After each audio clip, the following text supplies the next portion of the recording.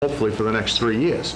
Because even if the override passes, yes, is it going to give us that infusion of capital that we need to, again, increase staffing and to buy textbooks? Yes, it will. Will it get us through probably another 3 years? It does, but I think it's a classic example of taking one step forward and 2 steps backward, and that's exactly what we did with the last override. We took a giant step forward the first year. We were able to restore programs, restore staffing, reduce class size, buy textbooks, and then the last, Mike said it, the last year of the 3-year budget there, we were looking for another override until we got an infusion of some Chapter 70 money, and the town decided to help us out with a transfer of some funds. So it's a structural problem that's not going to go away because we have a 1-year override. It's a structural problem that is going to just get worse and worse and worse as every year goes by.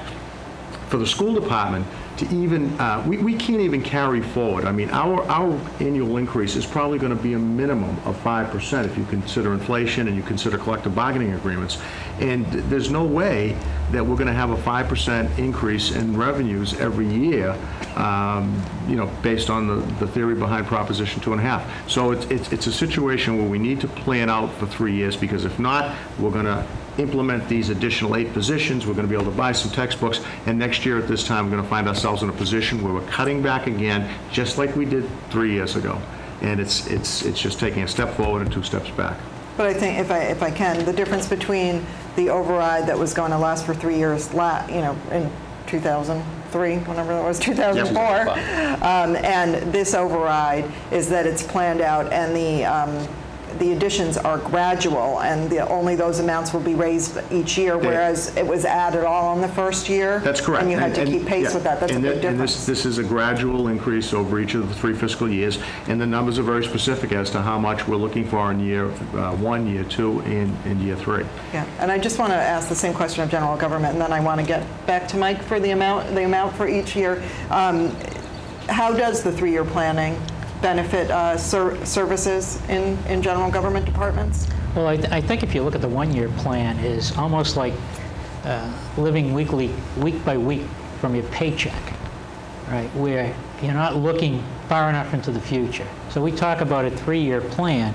You need to look at it from the point of view of next year. We should be looking out at least 3 years and maybe 5 years continuously, so that we can put together programs, plan our debt service, and make financial decisions, right, that look to, on the horizon, looking out to what we need to accomplish over a long period of time, rather than just this 1 year, put the blinders on, and this is what we're going to do. Mm-hmm. So the idea of a 3-year override, or raising the levy limit to the point where we can fund a 3-year plan, says, if we put the plan together, this is the direction that we're going. And by approving this override, that means that we've got the community behind the plan, and that we have made a commitment to execute the plan. And I think that's an important part of this. You can't lose sight of it. The other thing is that town meeting decides what is going to be spent. So at our April town meeting, we set a budget for this fiscal year. But the plan calls for a budget for next year and the following year. That still has to, override or no override, that still has to be approved by town meeting. So we're not, we're asking the communities to some degree to trust us associated with a 3-year plan and an override, but at the same time, they have the control at town meeting to approve the 2nd and the 3rd year budget. Okay. Thank you, Bob. Mike, I saw you nodding your head a little bit while Bob was saying that, and frankly, my last question fits in well here, because the question was, what is FinCom's role in ensuring that the town sticks with the 3-year plan and the budget as set forward? Well, the budget is set forward. It's set out, it's laid out, and it's forward over the next 3 years. And the makeup of the Finance Committee will remain pretty much consistent over that next 3 years. And we would not support a budget that exceeded any of these projections on the expenditure side. We just couldn't do it. It's just not. We couldn't in good conscience do it. It's not good. It's not good budgeting. We've got a plan, and I think we could stick to a plan that we could stick to. A plan that it's operable. It's a plan that's going to work. So we would not support. FinCom would not go to town meeting with a recommendation for a budget that exceeded the plan as has been laid out. Each year. So Each year. So for the For the third next year, 3 years. you wouldn't endorse spending We would in not year two recommend- what's planned to be spent for year three. Oh, correct. Just as we said for the '07 budget, we would not recommend the budget if it was called for an override, because we felt as if the override was intended to last 3 years and it should last 3 years. We would stick by our guns on this override as well. Well, I look forward to seeing you get up at town meeting and We've done it tell us, before. and I know you have, and I trust that you will, to tell us all to stick to our guns again, because we should do that.